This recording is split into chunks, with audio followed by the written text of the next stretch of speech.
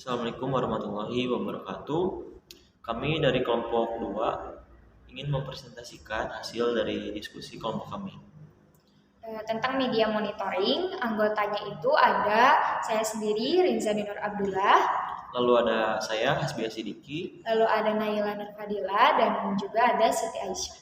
Langsung aja ke yang pertama, yaitu pengertian media monitoring. Pengertian media monitoring adalah suatu proses membaca, melihat, mendengarkan konten media baik online ataupun offline. Kemudian diidentifikasikan dan dianalisis, terutama konten yang mengandung kata kunci atau topik tertentu sesuai dengan kebutuhan perusahaan. Media monitoring juga bisa disebut pemantau media yang pada dasarnya kegiatan ini mengikuti apa yang dilaporkan media, khususnya pemberitaan yang positif dan negatif bagi organisasi. Media monitoring ini kemudian berlanjut pada aktivitas riset media massa yang dilakukan oleh seorang PR dengan tujuan untuk mengukur pesan yang disampaikan media, terutama terkait pemberitaan yang menyangkut kepentingan organisasi atau perusahaannya. Lalu ada kegiatan memantau media. Yang pertama itu adalah tabulase setiap berita. Lalu yang kedua ada menelaah berita-berita tersebut untuk menemukan apakah organisasi diberitakan secara positif atau negatif. Lalu yang ketiga, menilai apakah berita tersebut membuat pesan yang disampaikan organisasi. Lalu yang keempat ada mengidentifikasikan pesan-pesan yang disampaikan organisasi disiarkan media. Yang kelima, menilai isu-isu tertentu yang menjadi perhatian media. Dan yang terakhir, menilai bagaimana reaksi stakeholder terhadap berita yang disiarkan media. Lalu selanjutnya ada pemilihan data untuk media monitoring. Dapat diambil berdasarkan surat kabar atau majalah atau radio atau televisi atau media online atau biasa disebut internet. Berita-berita yang bisa dijadikan data antara lain, yang pertama, berita tentang lembaga atau perusahaan yang bersangkutan. Yang kedua, berita tentang hal-hal yang terkait dengan visi, misi, dan program lembaga atau perusahaan. Yang ketiga, ada berita tentang bidang atau sektor usaha lembaga atau perusahaan. Yang keempat, berita-berita menarik lainnya. Dengan media monitoring, Public Relation Officer mampu menganalisa dan mengumpulkan data-data yang terjadi di media online, juga tren terkini di media sosial. Media monitoring bertujuan untuk mendeteksi dan mengantisipasi secara dini isi dari sebuah artikel, berita atau naskah berita, dan iklan media massa, di mana isinya berkaitan dengan sebuah peristiwa, menyangkut siapa, mengapa bisa terjadi, sumber daya publik yang berkaitan, kebijakan, dan dampak apa yang terjadi atau harus diantisipasi, serta hal lainnya. Di sini saya akan melanjutkan yaitu mengenai merupakan sosial media monitoring. Yang pertama yaitu brand sentiment analysis. Brand sentiment analysis yaitu mengolah kata untuk disajikan kepada masyarakat mengenai gambaran topik atau suatu produk tertentu. Dan jangkauan analisis brand sentimental mencakup sosial media yang dikelola oleh merek dan media di internet. Dan media internet akan termonitor melalui social media monitoring. Yang kedua yaitu ada competitor analysis. Metode untuk mencari informasi mengenai manajemen pemasaran, strategi perusahaan bertujuan untuk menemukan strength and weakness atau kelebihan dan kekurangan daripada perusahaan itu sendiri. Dan strength and weakness competitor atau lebih dikenal dengan SWOT. Strength, weakness, opportunity, and threats. Kemudian yang ketiga ada customer insight. Customer insight itu kemampuan perusahaan mempelajari dan memahami kebutuhan pelanggan, baik dalam pemasaran, penjualan, dan pelayanan. Kemudian share of voice dan buzz social, yaitu total audience yang membicarakan industri kita. Share of voice menunjukkan ranking kita dibanding kompetitor di market. Share of voice juga sangat penting sebagai analisa pengguna produk, apakah tinggi atau rendahnya produk tersebut digunakan di pasaran.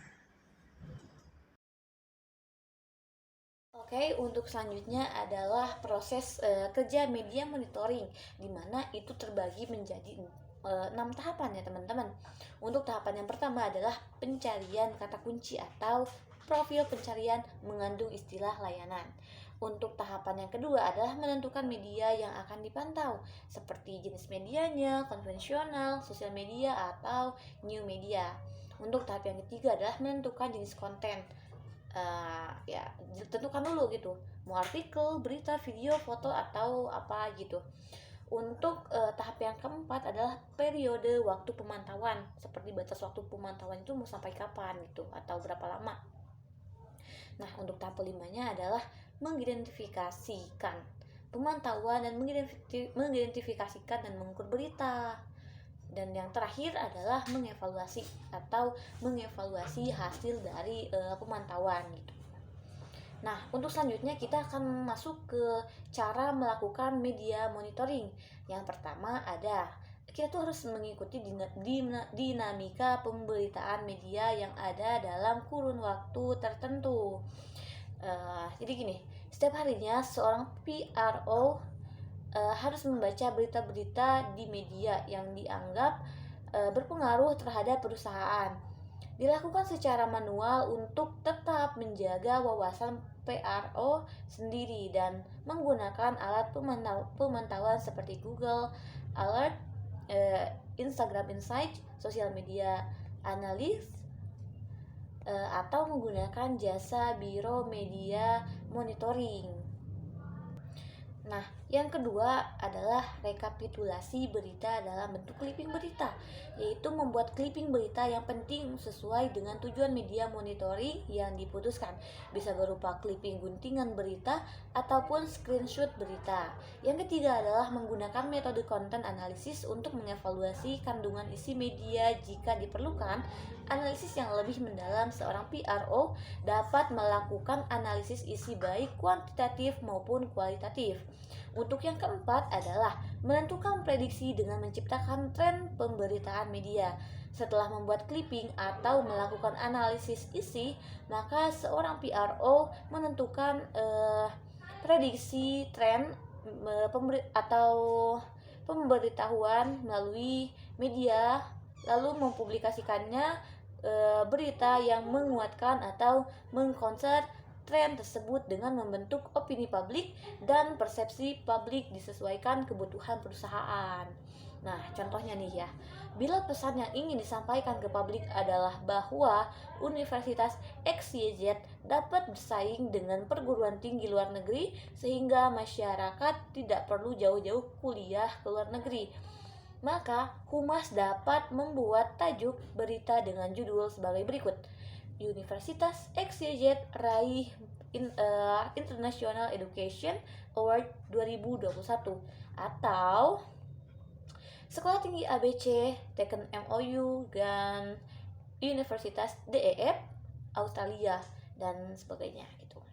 Itu contohnya ya. Nah, untuk headline judul berita di atas cukup singkat, namun efek daya ledaknya luar biasa. Untuk contoh judul pertama, persepsi publik akan mengarah bahwa Universitas XYZ mampu meraih penghargaan internasional sehingga layak untuk diperhitungkan. Meskipun ya misalnya kategori dari penghargaan yang diterima tersebut hanyalah untuk prestasi kelas atau predikat menengah, namun efek kalimat internasional dengan headline berbahasa Inggris dapat mempengaruhi penilaian seperti psikologis gitu kan. Nah, untuk yang terakhir nih, membuat rekomendasi terhadap hasil dari analisis tersebut. Hasil analisis tentunya menjadi bahan referensi untuk membuat rekomendasi langkah-langkah yang harus dilakukan perusahaan yang dibuat dalam bentuk laporan yang akan disampaikan kepada manajemen perusahaan untuk ditindaklanjuti. Sekian presentasi dari kelompok kami. Maaf Mohon maaf apabila bila ada salah ada kata. kekurangan dan kesalahan kata. Wabillahi taufiq wal hidayah. Wassalamualaikum Waalaikumsalam warahmatullahi warahmatullahi wabarakatuh. wabarakatuh.